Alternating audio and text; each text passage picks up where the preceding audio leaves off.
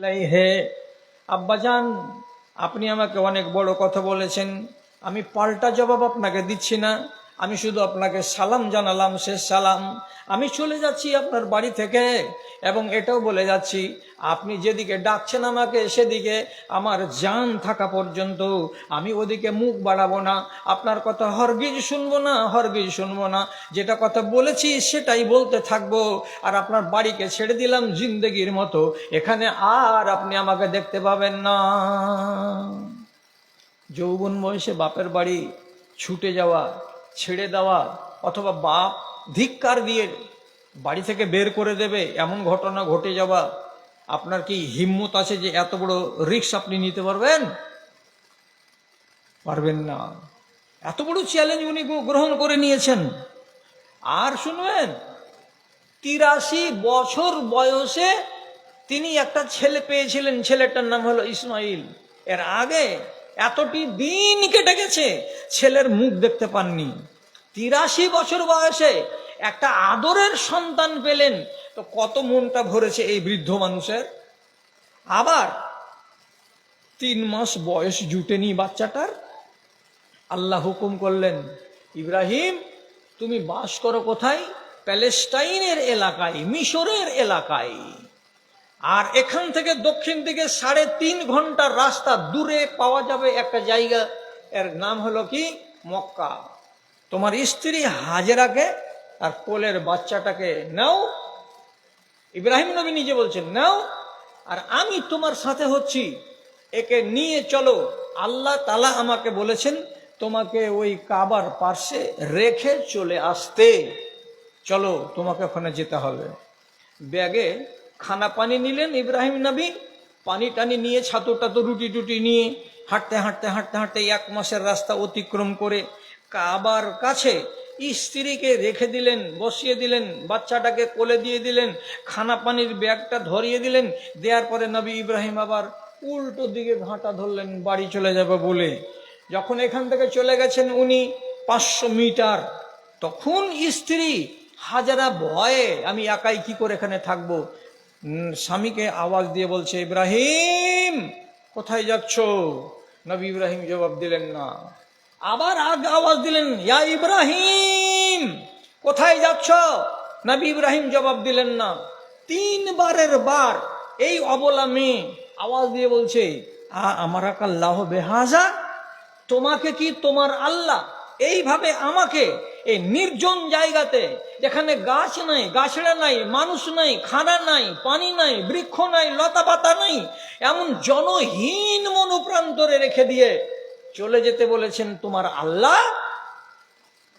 তখন ইব্রাহিম নবী 500 মিটার দূর থেকে জোর করে বললেন, নাম ইয়া হাজরা, হ্যাঁ আমার স্ত্রী হাজরা, তোমাকে এইভাবেই রেখে দিয়ে আল্লাহ তাআলা আমাকে চলে আসতে বলেছেন। আপনি এত বড় চ্যালেঞ্জ নিতে পারবেন?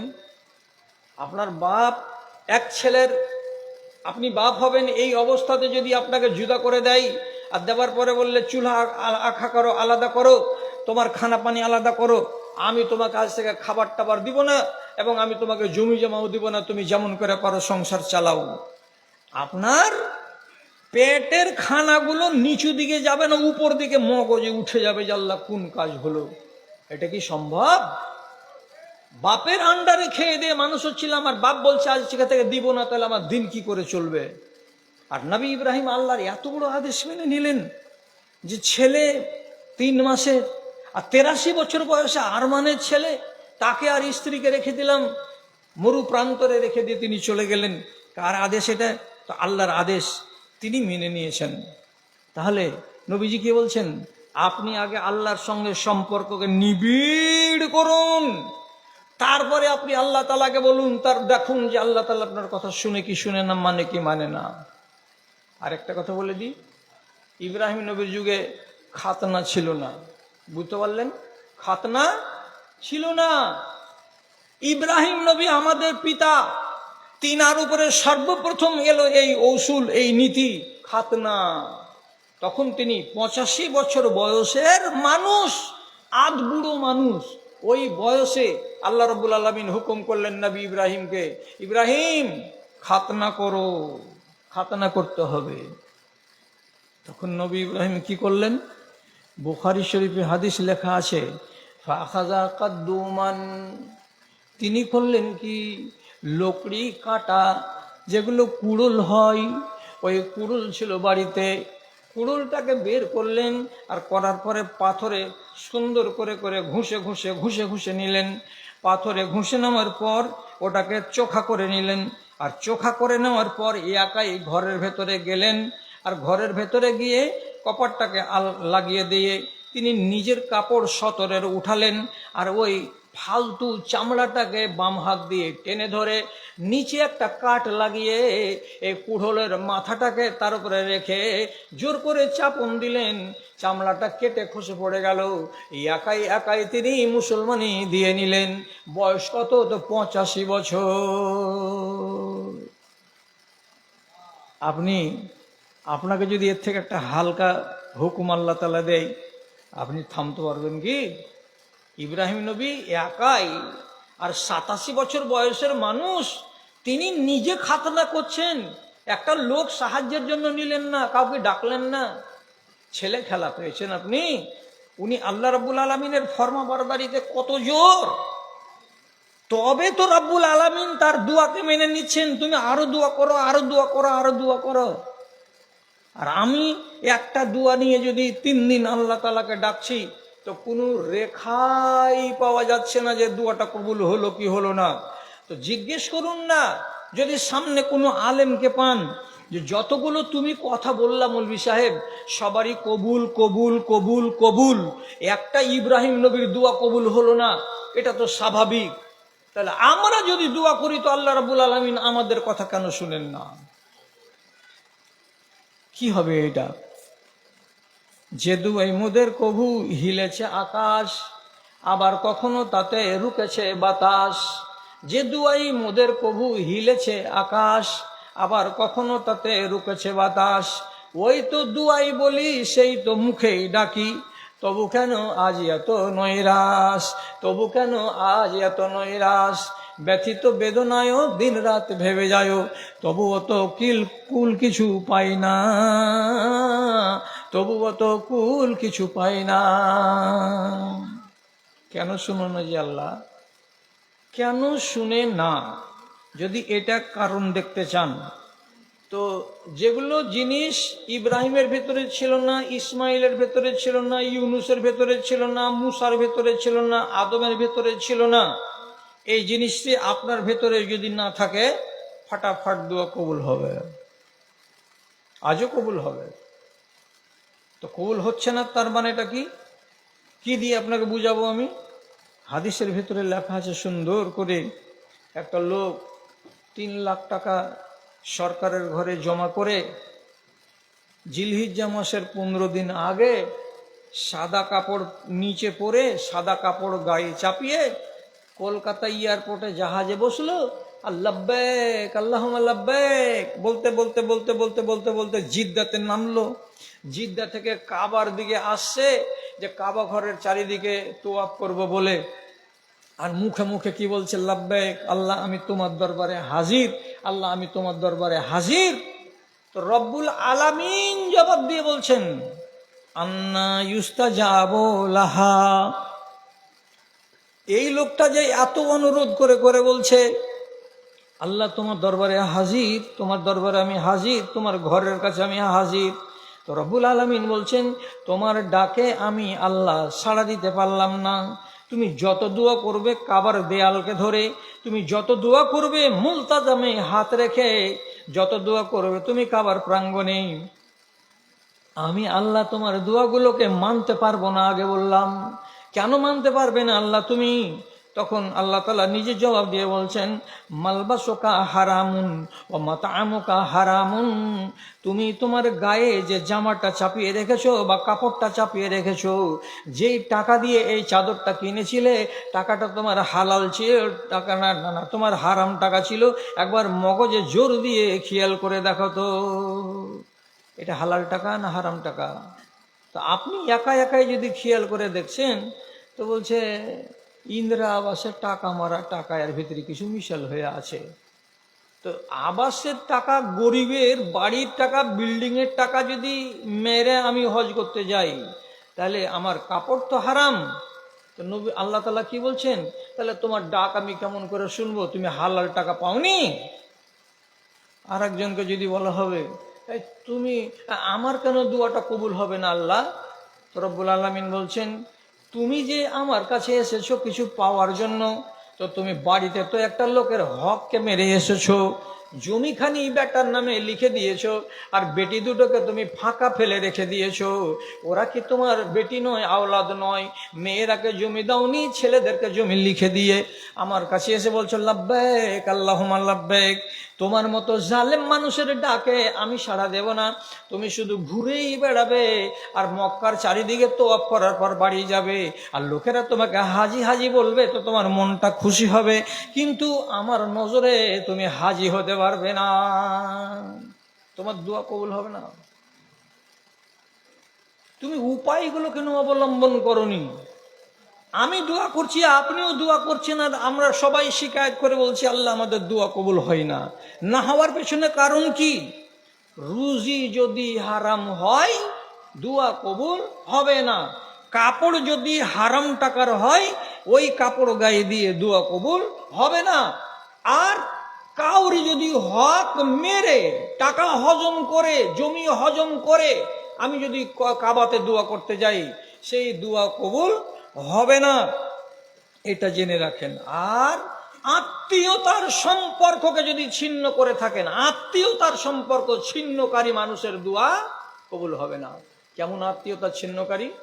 বাড়িতে বাপ আছে 70 বছর বয়সের, মা আছে 65 বছর বয়সের, আমি হজে এলাম, আমার বয়স হলো 45 বছর, আমার স্ত্রী আছে 35 বছর বয়সের, আমরা যৌবন বয়সে আছি, কিন্তু 70-75 বয়সের মা আর বাবাকে একসঙ্গে রাখতে পারিনি।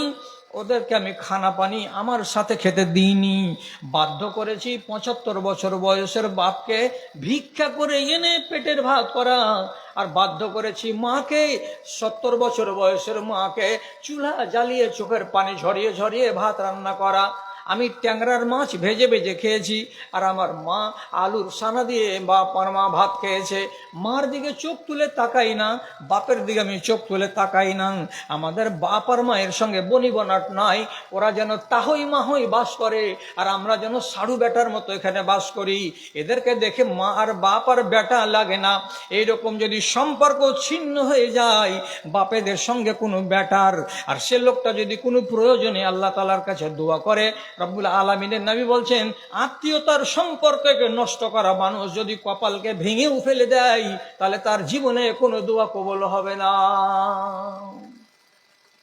তাহলে রোগ আগে সারাতে হবে আপনাকে, দোয়া খালি করলেই হবে না মুসাল্লা বিছিয়ে দিয়ে, আর মনে মনে ভাবলে হবে না যে আজ দোয়া করলাম তো কালকে এটা কবুল হয়ে যাবে। আগে নিজের দিকটাকে পরিষ্কার করে নিতে হবে যে হ্যাঁ আমি পরিষ্কার হলাম না। কি শিখাবো গো, টাইম অনেক হয়ে গেল, যেটুকু আছে সেইটুকু টাইমে বলছি, আর পরবর্তী বক্তা চলে আসবেন। 23 হিজরিতে হজরত উমর এই হজ করলেন, জিলহিজ্জা মাসের হজ করে টরে এবার আরাফার মাঠে একটা উঁচু জায়গাতে রাতের বেলায় এরকম ঘুমাতে গেলেন। তো ঘুমাবার কালে চাদরটাকে গায়ের উপরে চাপালেন, আর চাপাবার পরে তখন শুয়ে শুয়ে আল্লাহ তাআলার কাছে দোয়া করে বলছেন, আল্লাহ, সেটা কি, আল্লাহুম্মা রযুকনি শাহাদাতান ফি সাবিলিকা ওয়াজআল কবরি ফি বালাদে নবিয়িকা। আয় আল্লাহ তাআলা, আমাকে তুমি শাহাদাতের মরণ দিও, এবং আমার কবরটা যেন তোমার নবীর শহর মদিনাতে হয়। কবর নিব মদিনায়, আর মরণ নিব শাহাদাতের মরণ। এ দোয়াটা বললেন, আর বলার পরে শুয়ে গেলেন। রওনা সকালবেলায়, বাড়ি আসতে 8 দিন 9 দিন লেগে গেল। 29 জিলহিজ্জার দিন অথবা 30 জিলহিজ্জার দিন গিয়ে ফজরের টাইমে এখানে ছুরি মেরে দিল কে? ফিরোজ দাইলামি বলে একটা পার্সি গোলাম। নমাজ পড়াতে পারলেন না ফজরের, বাড়ি নিয়ে যাওয়া হলো। ঘায়েল অবস্থাতে 3 দিন বেঁচে থাকলেন, আর 3রা দিনের দিন মুহররম মাসের 1 তারিখের দিন উনি দুনিয়া ছেড়ে চলে গেলেন। হজ হয় কয় তারিখে? জিলহিজ্জা মাসের 10 তারিখে। 3 দিন ওখানে থাকতে হয়, তো 13 তারিখে। 13-র পরে 14 তারিখের দিন রওনা দিলেন বাড়ি। লেগে গেল টাইম কয়দিন? তো 8 দিন। বাড়ি আসার পরে আর 8 দিন ঠিকঠাক থাকলেন। 9 দিনের দিন, 10 দিনের দিন পেটে চাকু মেরে দিল ফিরোজ দাইলামি। তাহলে হিসাব করে দেখেন যে 14 জিলহিজ্জা থেকে নিয়ে 30 জিলহিজ্জা পর্যন্ত এখানে হলো 16 দিন, আর পহিলা মুহররমের দিন একদিন, এটা হলো 17 দিন। তো তিনি দুয়া আরম্ভ করেছিলেন 17 দিন আগে, আর দুয়াটা কবুল হয়ে গেল 17 দিন পরে। দুয়া কবুল হতে কতদিন টাইম লাগলো? 17 দিন। 17 দিন। পহিলা দিনই 30 জিলহিজ্জার দিন একদম ছুরি মেরে দিল যখন পেটে, 3 দিন বেঁচে থেকে উনি মরে গেলেন। তো মুশরিক মারলো, তাহলে ইনি হয়ে গেলেন শহীদ। আর মাটি হলো কোনখানে? যেটা রসুলুল্লাহর কামরা, যেখানে রসুল আছেন, তারপরে আবু বকর আছেন, তারপরে হযরত উমরের কবর হলো। তো তিনি কি বলে দোয়া করেছিলেন? আল্লাহুম্মা রযুকনি শাহাদাতান ফি সাবিলিকা ওয়াজআল কবরি ফি বালাদি নবিয়িকা। আল্লাহ, তুমি আমাকে শাহাদাতের মরণ দিও এবং তোমার নবীর দেশে, নবীর শহরে যেন আমার কবরটা হয়। আল্লাহ তাআলা কবুল করে নিলেন। দোয়া করেছিলেন কয়দিন আগে? তো দোয়া করেছিলেন 16 থেকে 17 দিন আগে। এই দোয়াটা কবুল হতে মাত্র 17টা দিন টাইম লাগলো। আল্লাহ তাআলা এর বেশি সময় নিলেন না। কি কথা! হাজ্জাজ বিন ইউসুফ বহু মানুষকে মার্ডার করেছে, বহু মানুষকে। তো এই সন্ত্রাসী লোকটা একটা নেককার ইনসানকে মার্ডার করলো, আলেম, তার নাম সাঈদ বিন জুবায়ের। সাঈদ বিন জুবায়েরের মতো আলেমটা যখন মার্ডার হয়ে গেল, তখন মরবার আগে উনি আল্লাহ তাআলার কাছে দোয়া করে বলছেন, পরওয়ারদিগার, একটা দোয়া করছি তোমার কাছে, তুমি কবুল করিও তো আল্লাহ। কি দোয়া? বলছে, আল্লাহুম্মা লা তুসাল্লিতহু আলা আহাদিন বাদি। এ আল্লাহ, হাজ্জাজ বিন ইউসুফ হাজার হাজার মানুষকে মেরেছে, আজকে আমাকে মারলো, তো আমাকে মারার পরে তার হাতে শক্তি দিও না যাতে আর কাউকে মারতে পারে। আমি যেন তার শেষ মার্ডার হই, আমার পরে যেন কোনো মানুষকে হাজ্জাজ আর মারতে না পারে, না মারতে পারে। বেচারি মরে গেল, মরে গেল। এটা সাঈদ বিন জুবায়ের দোয়া করে চলে গেল আল্লাহ তাআলার কাছে। তার পরের দিন থেকে হাজ্জাজ বিন ইউসুফকে এমন রোগ ধরলো, রোগটার নাম হলো মারাজুল আকেলা। ভাত খাবো কিন্তু খাওয়ার ইচ্ছা আছে কিন্তু খেতে পারে না, পানি খাবো কিন্তু খাওয়ার ইচ্ছা থাকতে গেলেও পানি গিলতে পারে না। এমন অবস্থা হলো, পেটকে খালি নুচে নুচে নুচে নুচে জায়গা জায়গার চামড়া পর্যন্ত খুবলে নিয়েছিল। আর ঘুমাতে গেলে একবার করে চমকে উঠতো আর বিছানা ছেড়ে লাগাতো দৌড়। তখন লোকেরা ওকে ধরে ধরে এনে আবার বিছানায় শুয়াতো, বলতো, আপনি এভাবে দৌড়াচ্ছেন কেন, বিছানা ছেড়ে পালাচ্ছেন কেন, কি ব্যাপার? ওই হাজ্জাজ তখন বলতো, যখনই বাবা ঘুমাতে যাচ্ছি তো দেখতে পাচ্ছি ল্যাপের তলাতে চোখ বন্ধ করে থাকছি, তবুও কে যায়, ওই সাঈদ বিন জুবায়ের চাকু হাতে করে আমার দিকে তেড়ে চলে আসছে, আমাকে দিল কি দিল, মারলো কি মারলো, ভয়ে উঠে যাচ্ছে। 40 দিনের দিন হাজ্জাজ বিন ইউসুফ মরে গেল, আর কোনো মানুষ মারতে পারেনি। তাহলে সাঈদ বিন জুবায়েরের দোয়াটা কবুল হতে কতদিন টাইম লাগলো ভাই? 40 দিন। কি ভাবছেন?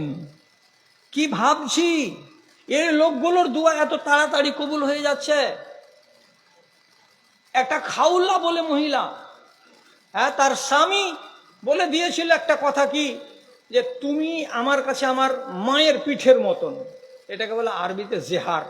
কোন স্ত্রীকে যদি লোক বলে দেয় যে তোমার পিঠখানা, তুমি আমার পিঠখানা আমার মায়ের পিঠের মতো, তোমার হাতখানা আমার মায়ের হাতের মতো, এরকম কথা বলতে গেলে জেহার হয়ে যায়। তো প্রথম দিকে কি ছিল? এটা হারাম, বিবি হারাম হয়ে যেত। তো এই খাউলা মেয়ে ছেলেটার স্বামী আউস বিন সামিত ওই কথাটা বলেছিল, তো স্ত্রী তো হারাম। তিনি এসে রসুল্লাহর কাছে পায়ে পড়ে বলছেন, আল্লাহ রসুল, একটু উপায় করে দেন, আমার ছোট ছোট বাচ্চা আছে, আমার স্বামী এ কথাটা বলে দিয়েছে, আমি যেন হারাম না হই। রসুল্লাহ ভাবনা চিন্তা করে বলছেন, তুমি হারাম তোমার স্ত্রী, তোমার স্বামীর উপরে। আজকে বলছেন তাও হারাম, কালকে বলছেন তাও হারাম। যখন দেখা গেল বারবার বলার পরেও রাসূলুল্লাহ হালাল করার কোনো পথ পেলেন না, পাচ্ছেন না বা বলছেন না, তখন এই মহিলা রাতের বেলায় হাইকোর্ট ছেড়ে দিয়ে সুপ্রিম কোর্ট চলে গেল। সুপ্রিম কোর্ট কোনটা? আল্লাহর দরবারটা। বাড়িতে গিয়ে রাতের বেলায় আল্লাহ তাআলার সামনে বসে বসে দোয়া করে করে করে আল্লাহকে বলছেন, পরওয়ারদিগারে আলাম, তুমি আমার সমস্যার সমাধান করে দাও। কি সমস্যার সমাধান? যে আমার স্বামীর উপরে আমি হারাম হয়ে গেছি, নবীকে বললাম 3 দিনই বলছো তুমি হারাম, আমি যদি হারাম হয়ে যাই তোমার বাল বাচ্চা নষ্ট হয়ে যাবে। আসমান থেকে তুমি কোনো ফাইসালা দাও তোমার নবীর মুখ দিয়ে, আমি ফাইসালা চাই মালিক, তুমি আমার দোয়া কবুল করো। এবার আল্লাহ তাআলা 3 দিনের দিন আয়াত নাজেল করলেন নবীর উপরে। আর যেমনি নবীর উপরে আয়াত নাজেল হলো, সকাল 10টার সময় নবীজি ডেকে পাঠালেন এই মহিলাকে। মহিলা এলেন, রাসূলুল্লাহ মুচকি হেসে বলছেন, হাওলা, তুমি কোন ভাষাতে দোয়া করেছিলে আল্লাহ তাআলার কাছে যে আল্লাহ তাআলা 3 দিন গত হলো না, এর ভিতরে দোয়া কবুল করে নিলেন, তোমার সমাধান চলে এসেছে। কি চলে এসেছে? তোমার স্বামীকে বলোগা হয় 60টা মিসকিনকে খানা খাইয়ে দিবে, তাহলে তুমি হালাল। যদি এটা না পারে তাহলে তোমার স্বামীকে বলো 60টা রোজা রাখতে, তাহলে তুমি হালাল। এটা যদি করতে না পারে তাহলে একটা গোলামকে আজাদ করে দিতে পারলে তুমি তোমার এই স্বামীর উপরে হালাল। 3টা উপায় বলে দিলেন, যেটা করতে পারবা করোগা। বাস, এবার পথ খুলে গেল। আমি বলতে চাইছি, একটা মহিলা আল্লাহ তাআলার কাছে দোয়া করতে লাগলো, তো দোয়াটা কবুল হতে কয়দিন টাইম নিলেন আল্লাহ তাআলা? মাত্র 3টা দিন টাইম নিলেন কবুল। আর আমাদের দিন চলে গেল, মাস চলে গেল, বছর চলে গেল, দোয়া কবুল করাতে পারি না। কেন? বেশিরভাগ মানুষের রিজিক হালাল নয়, আর আমরা হারাম খাওয়ালো, আমাদের মুখ হারাম জিনিস থেকে কোনো সময় মুক্তি পাচ্ছে না। তো যে মানুষ তার মুখে হারাম ঢুকাবে, সে মানুষ জীবনে কোনোদিন আল্লাহর কাছ থেকে চেয়ে কিছু পাবে না। সাদ বিন আবি ওয়াক্কাস রাদিয়াল্লাহু তাআলা আনহু বলছেন, মা রাফাতু লুকমাতান ইলা ফামি ইল্লা আনা আরিফুহা, আমি একটা লোকমা যদি আমার মুখে ঢুকাই, তো আমি জানি যে এই লোকমাটা আমার কোনখান থেকে এসেছে। আমি হালাল থেকে এনেছি তো কোন জায়গা থেকে এনেছিলাম, কোন ব্যবসা থেকে এনেছিলাম আমি জানি। জীবনে কোনোদিন একটা লোকমা আমার মুখে হারাম যায় না। এই জন্য সাদ বিন আবি ওয়াক্কাস যেটাই দোয়া করতেন, আর যখনই দোয়া করতেন তখনই দোয়াটা কবুল হয়ে যেত। একটাও আল্লাহ রাব্বুল আলামিন তার দোয়াকে ফেলতেন না।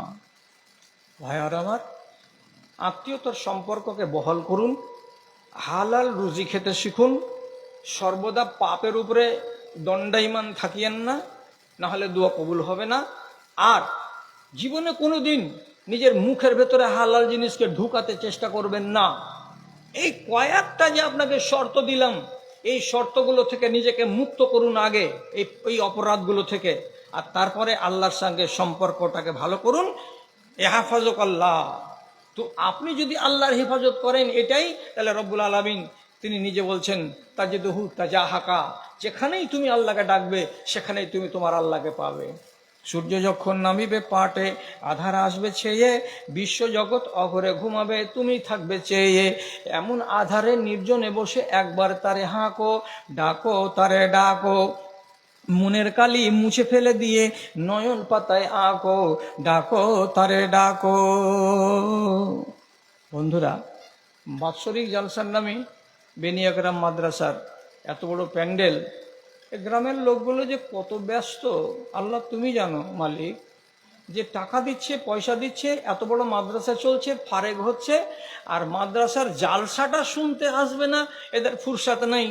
প্যান্ডেলটা আর মহফিলটা খাঁ খাঁ করছে হাসরের মাঠের মতো। তো সিদ্ধান্ত নিতে বাধ্য হচ্ছেন আমাদের পরিচালক মণ্ডলী যে একটা বক্তাকে দীর্ঘ সময় দিতে গেলে কাজ হবে না। আমি এই জন্য আমার সভাপতি সাহেবের ইঙ্গিতে এখন ঘড়িতে বাজছে 12টা 25 মিনিট, আপনাদের সামন থেকে বিদায় নিচ্ছি। পরবর্তী বক্তা আমার ভাই ভগবানগোলা থেকে এসেছেন সুমিষ্ট ভাষী, ওনার কথাগুলোকে আপনারাকে এবার শুনতে হবে। তো যাওয়ার আগে এ ভাইটা